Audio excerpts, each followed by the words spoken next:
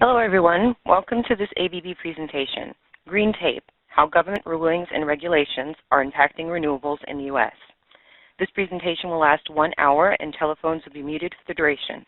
If you have questions, please submit them to the chat or the Q&A window in your WebEx screen. Today's presenters from the Energy Velocity team are Kevin Arnold, Content Manager for Energy Velocity Power, and Energy Market Analysts Andrea Baker and David Kelly. Kevin Arnold will now begin this presentation. Excellent. Thank you, everybody, for showing up today. My name is Kevin Arnold, like Dana mentioned. I'm the Content Manager for EV Power. Today we're going to be doing a presentation on how government rulings and regulations are impacting renewables in the U.S. For those of you that don't know, we here at the Velocity Suite, we collect quite a wide breadth of data on the industry, and we do extensive primary research, which puts us in a pretty good position to do a presentation like this. I will be joined by my colleagues Andrea Baker and David Kelly, and you'll be hearing from them shortly. On a side note, if you guys have any questions or would like help recreating any of the charts or maps that you see in our presentation today, go ahead and let us know and we can help you out there.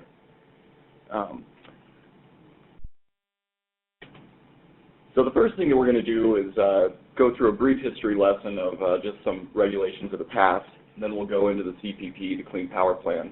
Then we're going to take a look at some incentives and some different regional outlooks at a state-by-state basis. And then we'll get into some investment and transparency. So one thing that's been constant throughout our nation's energy history has been oversight from government and regulatory agencies.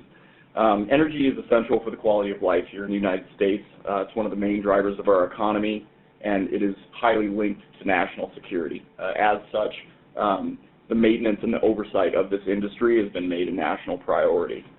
I'm going to take a look at some different policies. I'm going to put them into 4 different categories. I'm not trying to pigeonhole any of the government actions that are taking place here. Many government policies will be able to fit into multiple categories. This is simply a model for trying to help understand the impacts that some of these different policies can have. The first category of policy that I'm going to talk about is organizational.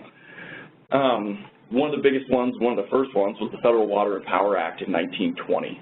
What that did was it established the Federal Power Commission, and it was basically designed to encourage the development of hydroelectric generating units. In between 1920 and 1977, when the FPC was dissolved, there was over 2,600 hydroelectric units that were put into operation during that time, and many of those are still operating today. Another interesting policy that fits into that category is the Public Utility Holding Company Act, 1935. What that did was limited the size and the range of different utilities and made it so that those utilities had to register with the SEC so that we could end some of the questionable practices that were going on during that time. Other ones to note, the Energy Reorganization Act created the NRC, the Nuclear Regulatory Commission, and the Department of Energy Organizational Act moved the Department of Energy to a cabinet-level position in the executive branch, and it transitioned the FPC into what is today the Federal Energy and Regulatory Commission, or the FERC, which I'm sure most of you are pretty familiar with. The next type category I'll talk about is probably the most prolific of all of the different policies that are out there, and that's incentives and subsidies that are coming down from the national government. One we'll talk about is the Rural Electrification Act of 1936. It provided loans for distribution and transmission systems in rural areas so that they could have the same kind of reliable power that was available to people who were in urban centers. In 1978, the National Energy Act included tax incentives for citizens that were using solar, hydroelectric, and geothermal energy sources in their own homes. Notice that wind is not included on that list, which is something that I found very interesting. The Energy Security Act of 1980 was very extensive. It had 8 different statutes that were a part of it, but loans for biomass R&D, renewable initiatives, and hydroelectric development were very, very much a part of that. In more recent times, the American Recovery and Reinvestment Act, also known as the bailout, included a lot of incentives and subsidies that were aimed at the energy markets. There was $27.2 billion for renewable research and investment that was included in that, and it was basically to spur job growth in what the government had identified as upcoming and booming market. The third policy category that we're going to talk about is reporting requirements and transparency. This one's very close to our heart, as you know, the way that we collect this data is through agencies such as this. So the Federal Energy Administration was created in 1974. It was the first government agency that was created solely for the purpose of collecting energy information data and making it publicly available.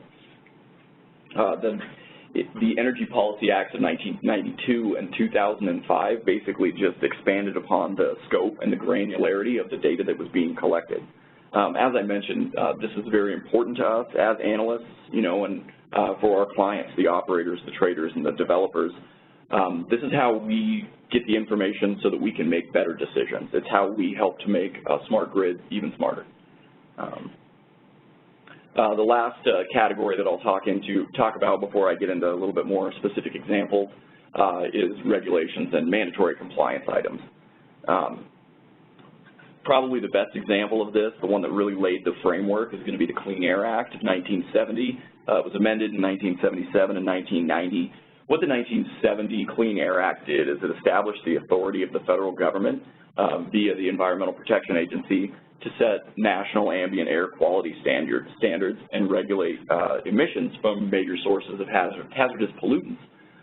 Power plants were among the major sources of hazardous pollutants that were there. Thus, the emissions of power plants fall under the regulatory umbrella of the EPA. The revisions in 1977 and 1990 established new timelines, set new requirements for non-attainment areas, basically expanded upon the existing authority of the federal government in this area, and in 1990 they established the Acid Rain Program. So let's dig into a couple more current examples.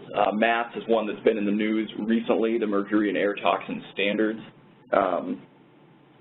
The overall goal of MATS was to curb emissions of hazardous pollutants from oil and coal-fired power plants that were 25 megawatts and above. That was announced in 2011, and the final rule was issued in 2014. The reason that this is significant, and it has been in the news, is that in July of 2015, the United States Supreme Court remanded the final rule back to the U.S. Court of Appeals, saying that the EPA did not do a proper study of costs that would be involved. The EPA has come out with a statement. They expect to issue a new rule by April of 2016. Another thing that's important to note about MATS is the impact that the final rule had, even though it never really took effect. What we find is that most power companies, most generators were already taking steps towards compliance well before the deadlines were going to need to be met. In the bottom right-hand corner, you can see a chart that's showing the different types of emission control equipment that were installed at some of these coal power plants. And the map that you're seeing is it looks a little daunting. There's a lot of coal that has been retired. In fact, since 2009, about 25,000 megawatts of coal was retired. And there's another 25,000 megawatts around there that's planned to retire by the year 2022. That's not necessarily the whole story of why these plants are retiring, however. You have to take into account that a lot of these coal units are old. They've been around for a long time, and we recently went through a period where we saw very low gas prices, which caused a lot of those to get moved out of the way. Now I'm going to move over to the Clean Power Plan. The Clean Power Plan is something that I'm assuming most of you guys are fairly familiar with. It has been in the news quite a bit lately, and it is a very significant step in Barack Obama and President Obama's administration's goals towards getting towards cleaner power. What you're seeing right now is a map of all of the electric generating units that were used in the creation of the 2005 baseline emissions goals, or emissions rates. The overall goals of the Clean Power Plan is a 32% reduction of 2005 emission rates by the year 2030. Mandatory reductions must begin in 2022. Just recently, at Paris climate talks, the administrator for the Environmental Protection Agency, Gina McCarthy, took part in those talks, and she was touting the enforceability of the Clean Power Plan. The EPA remains confident that regardless of how the 2016 presidential election turns out, the final rule of the Clean Power Plan will remain enforceable. State implementation plans for the Clean Power Plan are due in September of 2016, but there's an extension to 2018 for states that wish to take part in that. As I mentioned, mandatory reduction must begin in 2022, regardless of when the state implementation plan is submitted to the EPA. The bottom line is that there's going to be a lot of state flexibility in how these plans are designed and implemented. You can take a mass-based or a rate-based approach. Mass-based is going to be typically less expensive, whereas a rate-based plan is going to have more flexibility in terms of things like increase in demand and energy efficiency programs. I'm going to break it down. I'm going to take a look at some of the building blocks that are a part of the BSER, which is the best system of emission reductions, which as identified by the EPA. The first building block for the BSER is a conversion of units from coal to natural gas or redispatching on the supply curve of the coal units themselves. What you're seeing here is a visualization of a fuel conversion that the Valley Unit 1 power plant in Wisconsin underwent. It was offline for approximately 3 months. And you can see that when it came back online, it was significantly reduced amount of CO2 emissions, while the generation from that unit remained fairly well constant. I think that this is just a fantastic visualization of why the EPA made this one of its best systems of emission reduction. The second building block for the BSER is improved heat rates. Heat rate is a measure of efficiency at a unit, basically how efficient it is at creating energy. By far the most efficient units that we see coming online today are CCs, or combined cycle units. And as that technology has improved throughout the years, we've seen a lot of these starting to come online. Because this is included as one of the building blocks for the Clean Power Plan, we expect that as this technology continues to advance, we expect to see more and more of these coming online throughout the next several years. Now to dig a little bit more into the renewable side, this is the third building block for the BSER. It's basically a transition to using renewable and nuclear sources as the source for generation within the individual states. In 2015, renewable power plants were about half of all of the all installed power plants that came online in 2015. You can see that over the years there has been an incredible amount of growth. If you look at the rate of growth, particularly in regards to solar capacity, while solar remains a small percent of the national fuel mix, it accounted for about 22% of all installed capacity in 2014. We expect trends like this to continue, especially because it was included in the CPP. Another important part of renewables as a part of the Clean Power Plan is going to be the CEIP, which is the Clean Energy Incentive Program. This will play a vital role in the state's plans when they go to implement their final plans for how they're going to address their goals. This is an optional state participation program that's going to offer emission rate credits for early investment. Basically any solar and wind generation that's going to either be generating or saving megawatts in the year 2020 before mandatory emission reductions must begin. Those states will be able to receive emission rate credits. The EPA is going to be gathering feedback from stakeholders in the coming months, so if you have something to say about the Clean Energy Incentive Program, now's the time to do it. I think that this is very interesting, the way that the United States government addressed the Clean Power Plan. We live in a federal system. The states still retain quite a bit of power. They are the breeding grounds for most policy. It comes from the state and local government. This map that you're seeing right now shows where it would be most efficient to build solar units. While most of the capacity does exist where you would expect in the American Southwest, you see a very large number of plants being built in North Carolina, New Jersey, and Massachusetts. The reason for this is because there are programs in place at the state level which promote the growth of things like solar. So for a little bit closer look at some regional trends and how those policies can differ between states, I will turn it over to my colleague, Andrea Baker.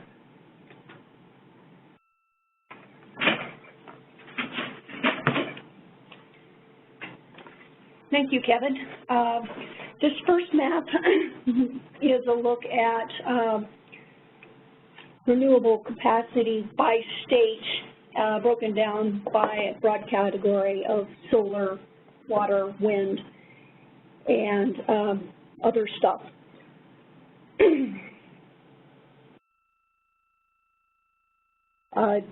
And as you can see, the types of renewable growth and capacity do vary significantly by location.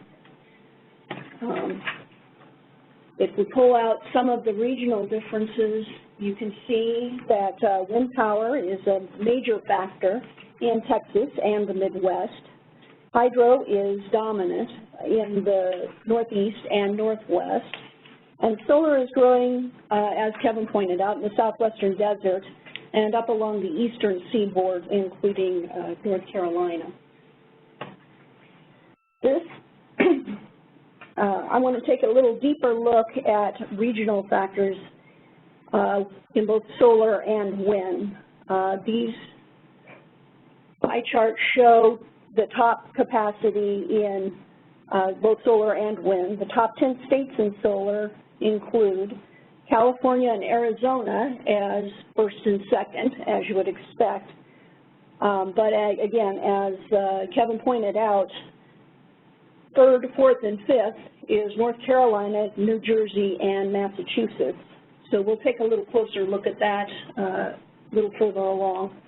The top 10 states for wind are located in ERCOT, SPP, MISO, and a lot of it is in the Midwest where there is no ISO regulatory agency. So to take a little closer look at the factors involved in solar capacity growth, available solar, as Kevin mentioned, isn't necessarily the determining factor for solar development. I wanted to take a look at North Carolina and Utah to illustrate this particular phenomenon. Utah has excellent levels of solar irradiance. You know, the bright orange means there's lots and lots of sunlight. But actually at this point has almost no significant operational solar capacity. While North Carolina has comparatively little available solar, but it's actually third in the nation as far as installed operational capacity. And so what is the determining factor that creates this kind of a discrepancy? Major state policies that affect solar development are third-party PPA policies, net metering, renewable portfolio standards, and energy efficiency resource standards. One of the major differences in the two examples that I showed here is that North Carolina has a mandatory renewable portfolio standard with solar distributed generation provision. And again, that's mandatory, it's by law, they have to reach their goals by 2018. Utah, on the other hand, has a renewable portfolio goal with, you know, the same kind of solar and distributed provision, but it's just a goal. It is not mandatory and is therefore not as much of a determining factor for spurring solar growth. Another factor is investment tax credits, and this one shows rooftop solar. A solar investment tax credit provides a 30% credit for installation of rooftop solar for residential and commercial properties. The intended result is, of course, an increase of solar development, net metering, and in turn, energy storage. This also has some unintended results. There's a reduced payment for needed transmission upgrades, and it can create price divergence and a higher cost for utility customers. And that's what these graphs show. California has, the higher costs, and Illinois, which doesn't push it as much, has not inflated the cost so much. So having gone through solar, I want to take a little closer look at regional wind capacity. This chart shows changes in wind power status and capacity since year 2000 to present. The dark blue represents planned capacity, which has been steadily growing, and the light blue represents operational capacity, which has also been steadily growing. So as you can see, the overall trend in the U.S. has been sustained growth in wind capacity. And unlike solar, the installed operational wind capacity is pretty much where you would expect it. The background on the map shows available wind capacity, and the installed wind capacity is overlaid on the highest levels of wind capacity. However, the production tax credit does affect greatly how much wind capacity is installed. This graph shows a drop in planned capacity about a year and a half prior to the expiration of the wind production tax credit before it was extended. And to take a little closer look at that, this chart shows the effect of the expiration and extension of the production tax credit on installed capacity in those top 3 ISOs for wind capacity that I mentioned earlier, ERCOT, MISO, and SPP. And you can see it has a dramatic effect on how much wind capacity is installed in any given year. Another place that regulatory or maybe lack of regulatory policy has had is on the development of the U.S. offshore wind capacity. Annual lease cost optimization model found that 54 gigawatts of added wind capacity could come from offshore wind. In contrast to that, the graph above shows planned capacity of offshore wind from 2000 to the present. Light blue is projects in early planning stages. The gray and black represents planned capacity that has been either postponed or canceled. Thus far, the U.S. has no operating offshore wind capacity, and only one project, the 30-megawatt Block Island wind farm pilot, actually, has reached the construction phase. Block Island is expected to begin commercial operation next year, if all goes well. Roadblocks in U.S. Offshore project development are, as one might expect, high costs, lack of infrastructure, and inconsistent policies and permitting practices.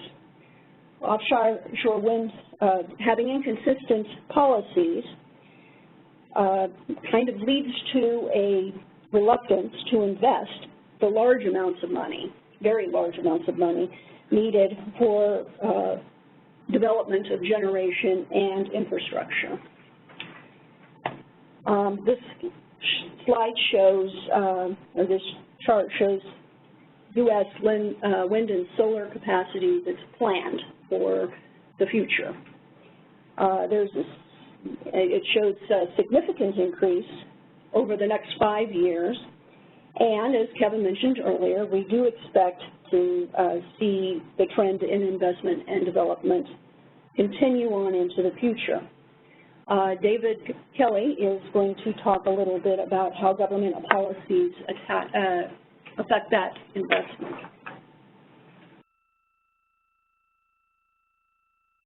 All right, thank you, Andrea, and good morning.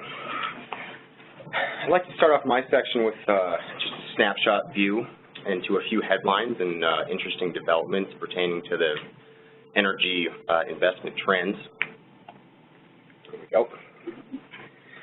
First one I'd like to look at is a divestment away from fossil fuels.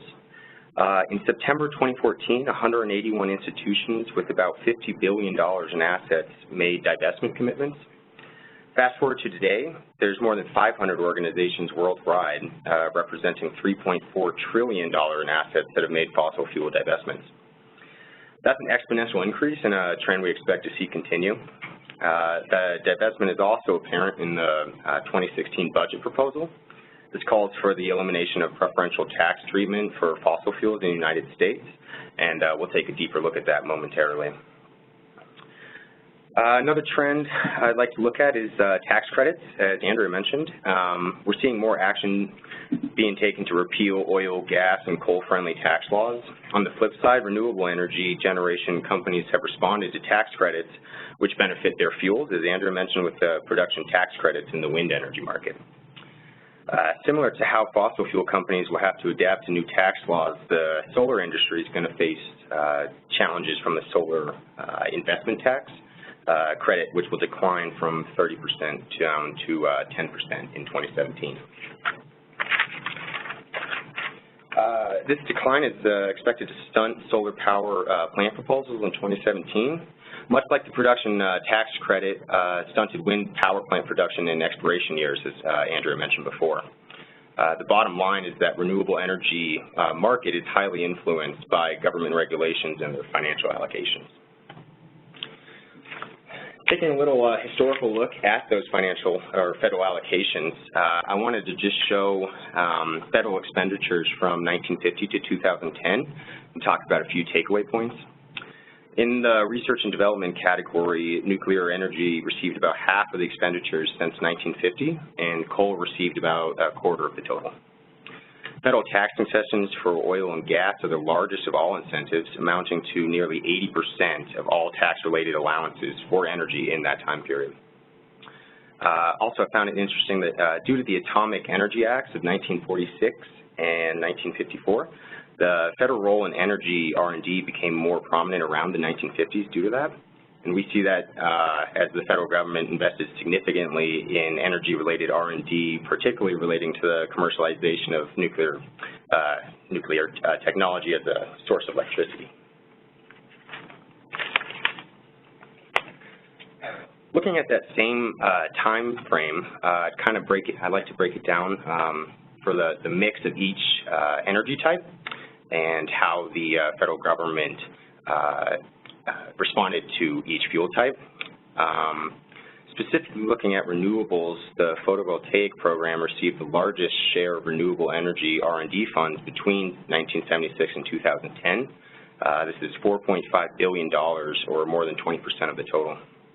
The program receiving the second largest share of research support between 1976 and 2010 was the Biomass Biofuels program in the DOE and USDA. That was amounted at $4.1 billion, or 17% of the total.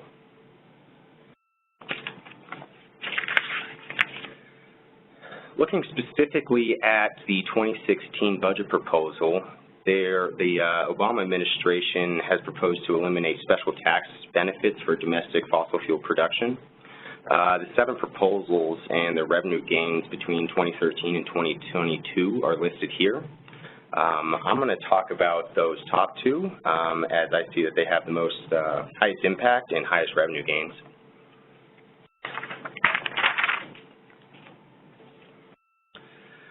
Specifically, the first one, the excess of percentage over cost depletion. Instead of cost depletion, industries extracting fossil fuels such as uranium, coal, oil shale are allowed to use percentage depletion. For these assets, companies can deduct a set percentage of the gross income generated from the asset. Because the amount that can be deducted is not limited to the actual capital cost of acquiring the asset, companies can claim deductions in excess of their original investment in the asset. So obviously something benefiting the fossil fuel industry, or uranium, coal, and oil shale. The second one I wanted to talk about was the expensing of exploration and development costs. Expensing of costs associated with exploration and development refers to the ability of some industries to fully deduct these costs from their taxable income immediately or as they incurred rather than waiting for these activities to generate income. Also known as intangible drilling costs, IDCs include the cost of designing and fabricating drilling platforms as well as direct wages, fuels, repairs, hauling, and supplies related to drilling wells or preparing them for production. The IDC deduction allows qualified, non-vertically integrated, independent oil and gas producers to deduct their taxable income, to deduct from their taxable income all of these costs immediately, rather than use over the usable life of the well, which can be 20 years or more. So obviously another great benefit, and that will be repealed, and you can see that there in that shot.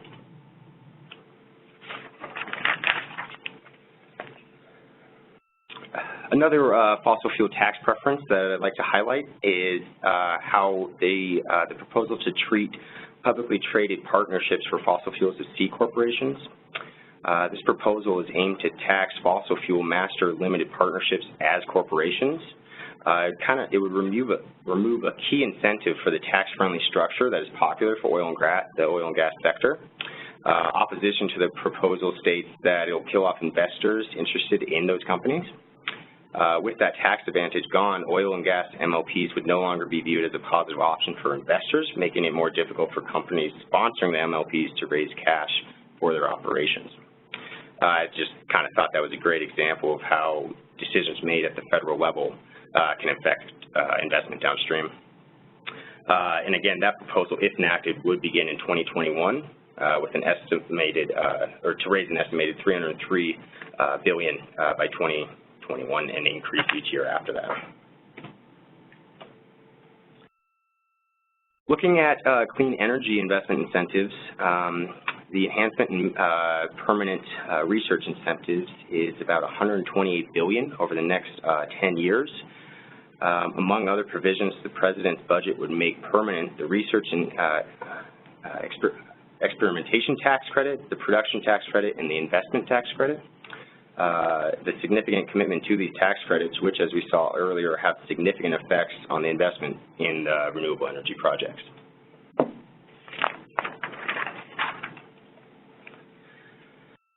As more renewable energy enters the grid, specifically solar, there are consequences associated with increased intermittent power providers on the grid. One example is the infamous California duck curve. The duck curve represents net load issues that arise during the late afternoon and early evening ramp-up demand times. There's been strategies stated to mitigate these problems. It calls for the flexibility of asking for demand reduction and load control programs that are typically only used during the hottest peak summer days. The call asks for these programs to be used more frequently and be able to dispatch them during the late afternoon and early ramp-up times that are exaggerated by the duck curve. The increased power generation from renewables on the grid is going to demand more transparency into the smart grid, and regulatory agencies have begun addressing this issue. They acknowledge the importance of coordination in transmission infrastructure and build-outs. That's being addressed by the FERC Order 1000. They'll also be implementing the EIA 930 survey, which will provide more insight into specific grid operations. Oops.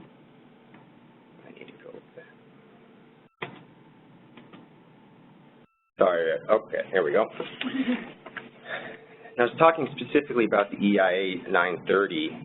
It's implementing this new survey. Data collection began in March 2015. As of June 2015, 44 balancing authorities were consistently reporting accurate and timely data. So that's preliminary data, and it looks like they're on pace there.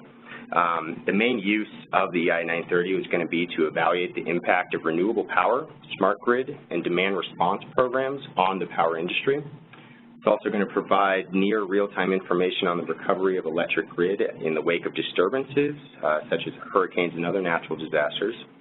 It's also going to provide state and local officials who are deploying demand response and dynamic programs more insight into their grids. It's also going to allow policymakers, researchers, and entrepreneurs to invest in technologies and programs that take advantage of the time-varying nature of the electric operations.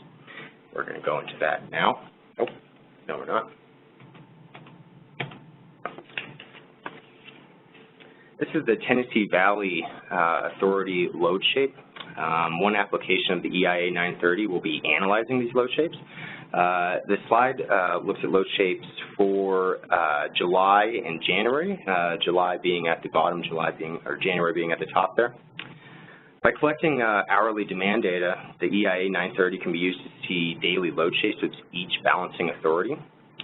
This is crucial information to provide an understanding of the variety of load shapes and how they fluctuate by region, climate, and time. This data is going to be a powerful tool for regulating authorities that need to build custom regulations for those specific load shapes.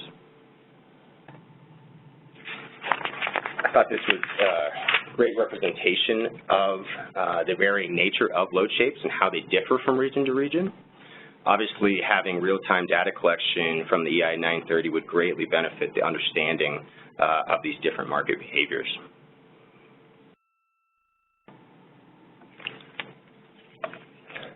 The EIA has proposed survey changes. The first one I'm going to talk about is changes they already want to make to the 930 after their preliminary data collection. The EIA wants to get even better real-time information than hourly. They'd like it to be reported every 30 minutes. They also claim that respondents are capable of reporting this information that granularly. It also is going to ask balancing authorities with very large geographic footprints to report at the sub-balancing authority level. This is going to apply to MISO, SPP, PJM, CAISO, and ERCOT. This is going to provide a deeper understanding into the market relations between balancing authorities and their corresponding sub-balancing authorities. It's also going to call for new reporting on net generation by fuel type. And that is going to be a daily reporting for each hour. That is one of the proposed survey changes, certainly not the least. In net metering and distributed generation, the EIA 826 has a proposal to add distributed capacity to a monthly collection level. Distributed energy systems are decentralized and more flexible technologies. They're located close to the load that they serve, and these systems are expanding, and the need for precise data on them is also going to be needed. The EIA 861 proposes to collect capacity of small-scale storage data pertaining to non-metered and not metered facilities. As storage becomes more important to helping maintain the grid optimization, the need for strong data collection on these facilities will also increase. I thought it was interesting how the EIA's note on this was, we are receiving requests to collect this data. I think this shows an interest in the energy storage industry, and we expect to see an increase in the need for this type of data. A quick note about the 861 short form. The EIA proposed a reporting requirement change which would affect about 1,100 utilities that complete the 861 long survey every 5 years. The proposal is to extend it to every 7 or possibly 10 years.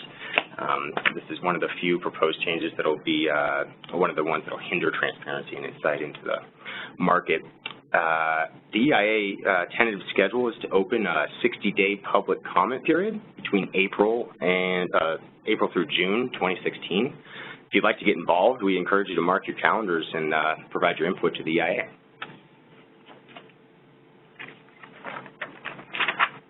I'm going to list off a few takeaways from our webcast today. First one being that government actions have and will continue to have major impacts on our nation's fuel mix and infrastructure.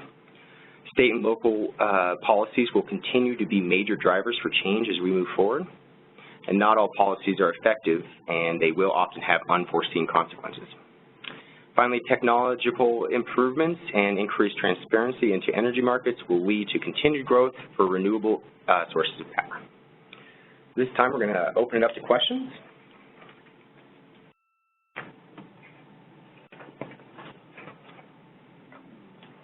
We will just briefly look through this Q&A box and see if we have anything. Looks like we don't have anything there. Let me check through the chat window. So if you do have questions, please submit them to the chat or the Q&A window in your WebEx. At this time, Kevin, maybe I just received one. Oh, yes, so we will be distributing the slides to everyone who is registered. So look for those in the next day or two. And yes. Kevin, I'm going to send you a question through the Q&A.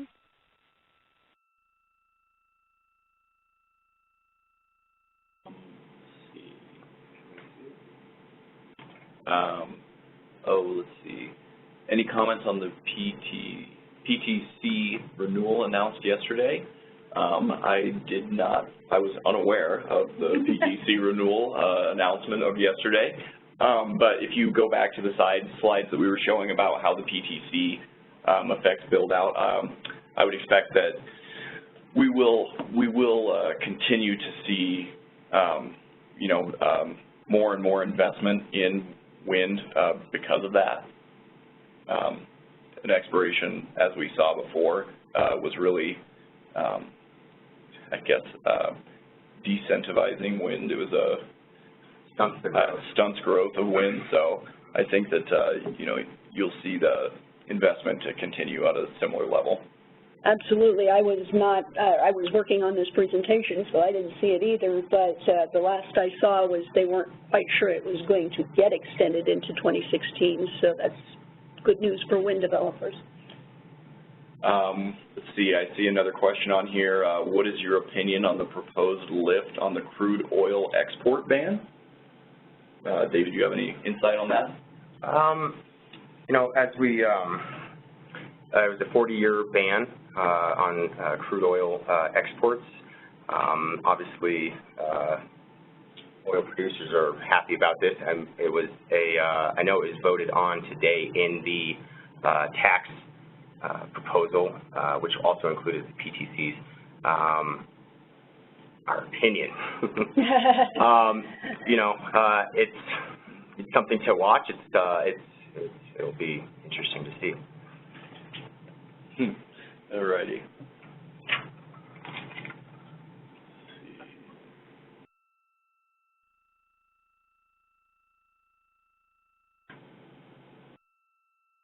Okay, so it looks like at this time we have no more questions.